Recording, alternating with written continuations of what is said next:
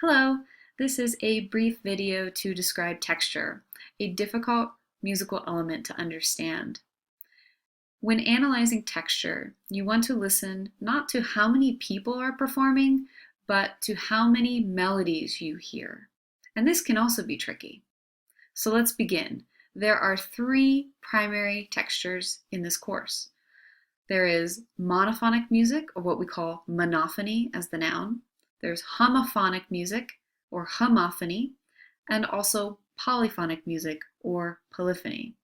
One thing to note is that whereas there are certain genres that feature one texture alone, it is more common for there to be an interaction of textures within one Western art music piece, especially as we move to later time periods of music. So keep that in mind. So let's begin with the first texture, monophony. So once again, you want to listen to melody. Monophony is one main melody without accompaniment. This doesn't mean, however, one person performing. You could have multiple people performing, but they must be performing the same melody in the exact same pitches. So they would be singing or performing in unison. So everybody together, no chords, no accompaniment. If you hear one main melody and there's no accompaniment, it's monophonic. However, if you hear one main melody still, but there are chords or accompaniment, because multiple people are singing with their individual pitches to create chords, we would call this homophonic. So, in terms of differentiating monophony and homophony, you have to listen not just for one main melody, but if the people performing it are creating a differentiation of pitch. So when I say harmony, which is another musical element, this is the simultaneity of pitch. So this means that certain instruments will be playing one pitch and other instruments or singers will be singing others at the same time. And usually they create very interesting chords.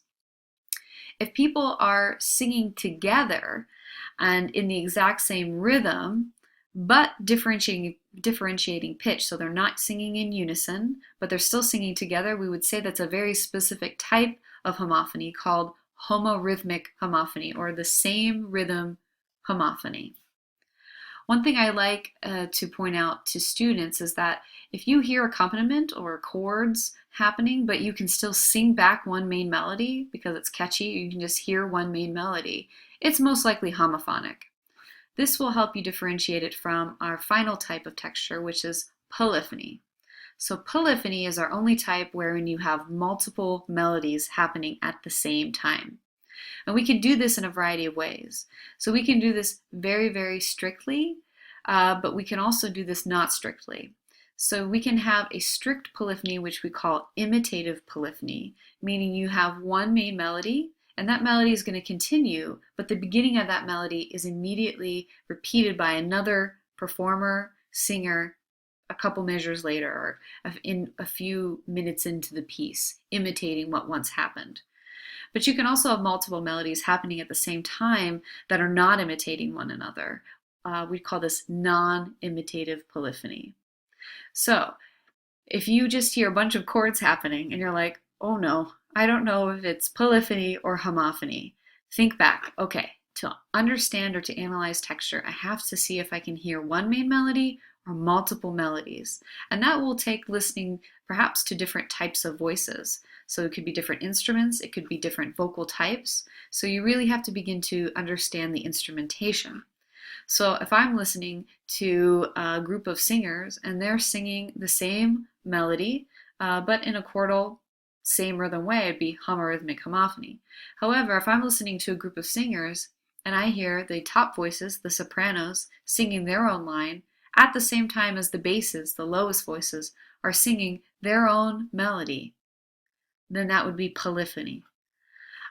In your Module 1 wrap-up, I have given you a variety of examples of these textures, and then at the end I have also given you an example of movement from homophony polyphony to polyphony to underline once again that usually a piece of music is not one entire texture and that it will change and create a variety of textures.